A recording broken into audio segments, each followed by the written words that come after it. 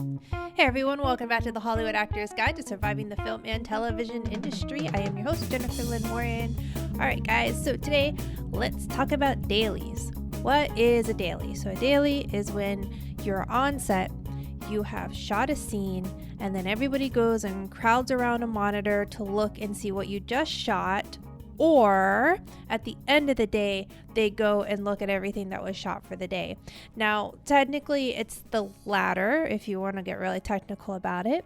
However, it has come to be known, and I guess you could say the vernacular and actor speak. A lot of actors will talk about the dailies as like the takes are happening on set. So that's kind of like why I want to give you guys both those definitions. The more professional directors and actors will not misuse the word dailies. However, it's used enough. I wanted you guys to be aware of both uses. And the reason why I want to talk about it is because when we look at ourselves, whether it's in a mirror or we look at ourselves on tape and you hear about actors going, oh, I just can't watch myself in that movie, or I can't watch my dailies, it's because when we see ourselves, we see our flaws magnified. We're staring at the one eye that's a little more droopier than the other eye, maybe the zit that the makeup team didn't cover up as much as we would have liked them to, or, oh God, my forehead looks so big in that scene. And the last thing you're really looking at is your acting.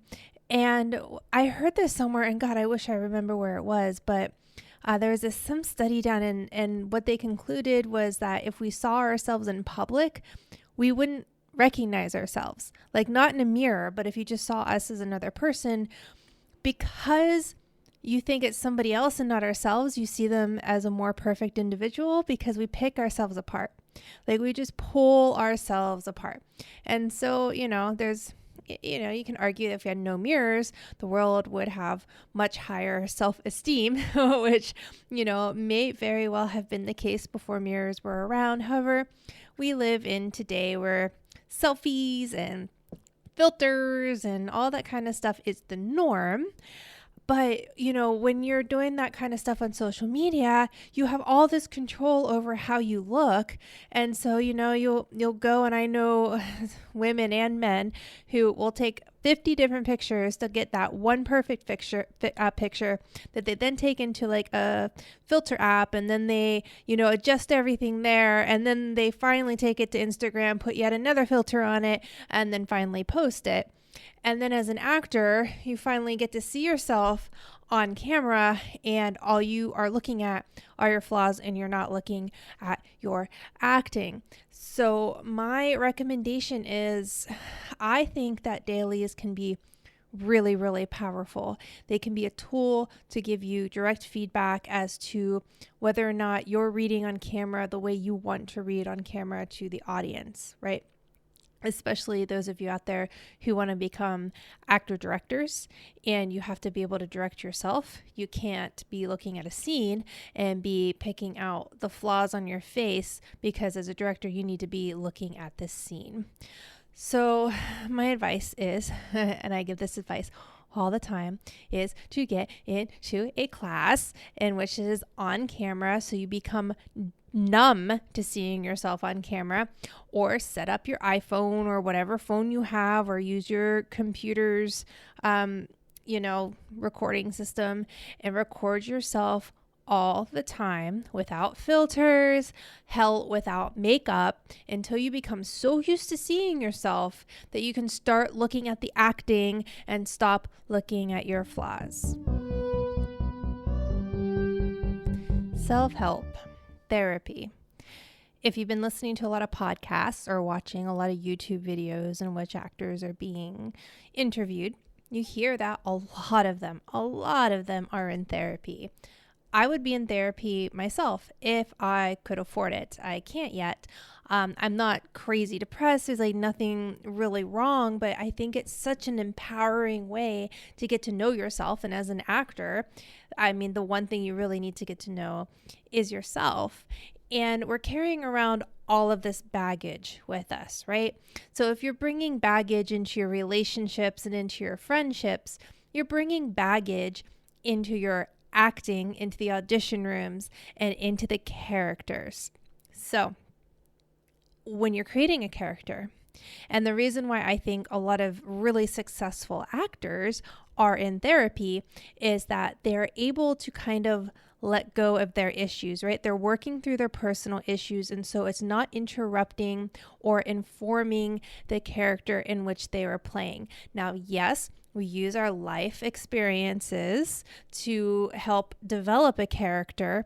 However, if our life experiences are at the forefront of our thoughts and in our mind, and it has nothing to do with the character that we're currently creating, it can impact that character in a way that is unintentional and can lose you a role, right? So they are seeing the character when you're on screen, or they're seeing your issues. And isn't it funny? And those of us who have been in a lot of on-camera acting classes, or even just watching actors in a class, and you're in there with some people, sometimes for years, sometimes just for a couple weeks, but there are some people that just have something that they can't let go of. And it's not something like, oh gosh, like Keanu Reeves is always going to be Keanu Reeves, right? Al Pacino is always going to be Al Pacino. There's always just that thing that they have, but it makes them powerful, and it's why we want to watch them. Whereas some people just have this thing they can't let go of. And what it is you're seeing their issues with life, of either they're really depressed, or they're going through something, or they're really bitter about the industry. You see a lot of bitter acting in acting classes, which is not acting. It's just people being bitter that they're not getting paid millions of dollars, and they can't see the fact that they're sitting there creating art, and how lucky they are that they can actually afford to be in that class to create that moment.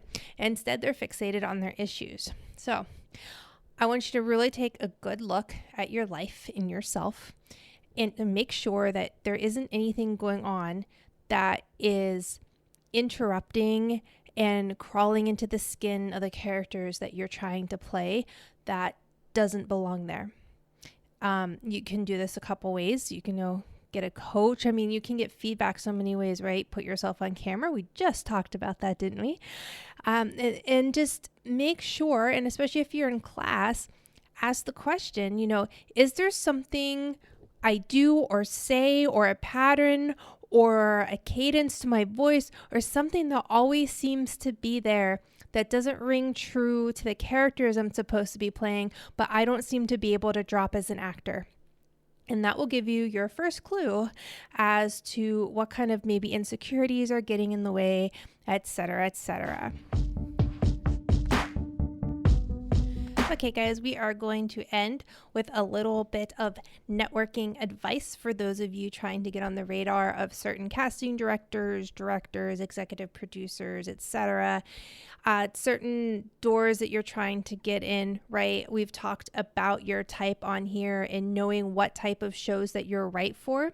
So this is something that you should have worked out already in your journals that I also told you to get.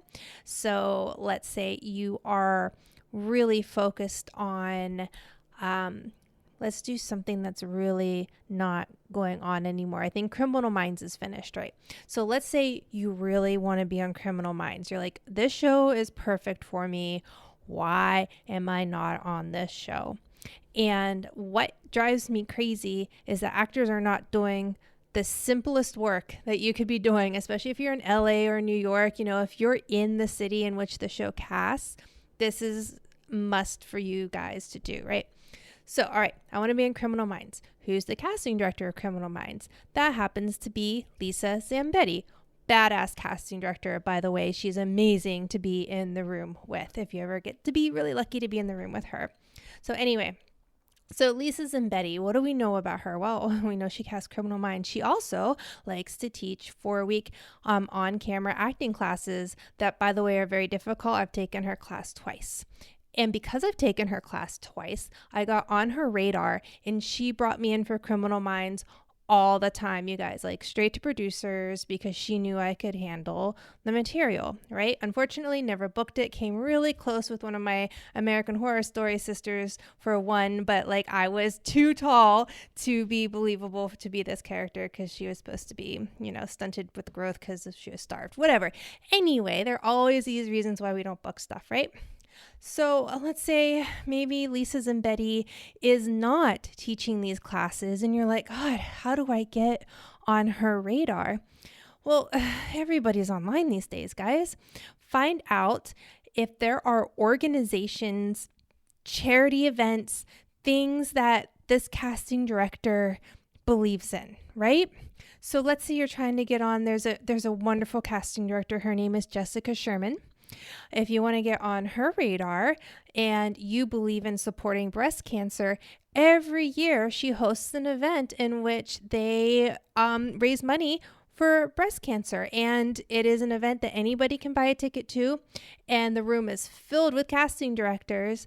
But if you're always showing up at that event and always taking pictures and tagging her, thank you for throwing this great event, like her name is going to be, if not on her mind, on her subconscious. So if you show up in, your agent submits you and they're like, oh, I know that name. Where do I know that name? I don't know where I know. Screw it. I'm just going to call them in. I heard casting directors say that all the time, where they're like, sometimes people come across my desk and I'm like, I feel like I know that name, but I don't know where. So I just call them in so I can try to figure it out, because it's driving me crazy. And this also works with anybody else on the show, right? So if you're obsessed with Criminal Minds, you look up everybody that's involved in the show and see what type of things that they're involved with. Is it a little bit stalker-y? Yeah, there is a fine line, right? Are you a crazy actor that's going to go up to somebody and bug them all night? Then this is really bad advice. Don't do it. In fact, drop out of the industry, because stalkers are crazy and you need to go get some mental help. No stalking, guys. What this is trying to find things that you have in common with people, and it gets your booty out of the house and it gets you talking to people. Because if you find out that, this animal rescue down the street that Betty White is in charge of, and her agents and managers are always there, and for some reason you're targeting her reps as people that you want repping you, I mean, the motivation to get out of the house to just go to that event is great, because A, you're helping animals and that makes you awesome. And B, because the people that you could meet there, and it's not just about like, oh, let me try to go meet that agent or meet that manager, is you want to start talking to everybody. Because if they're there at that event, you have no idea when you might be talking to Betty White's manager's best friend who's not in the business, but if she really likes you, maybe you accidentally get a very warm introduction because they're like, oh, hey, look at this new cool person I met. And we've talked before about networking events. You don't go running around saying, I'm an actor, I'm an actor, I'm an actor. You go and you be authentically interested in other people. So that's another soft approach, that if you're looking just for something else that you can do, and by the way, film festivals and places like Film Independent and Women in Film and Women in Media, all great places to meet people if you don't want to stalk people, but you just want to go meet somebody. Always, you can always go to those events. Film festivals are always amazing places. But if you're targeting, see if there are organizations in which you can join or be a part of that you also believe in, that person also happens to be a part of, and see what happens. Don't try to force anything, but fortune favors those who go out and try to get it, right? That's the quote, isn't it? It's something like that. Anyway, thanks again for listening, guys. I'm very proud of each and every one of you. Break a leg out there, and remember, you are not alone.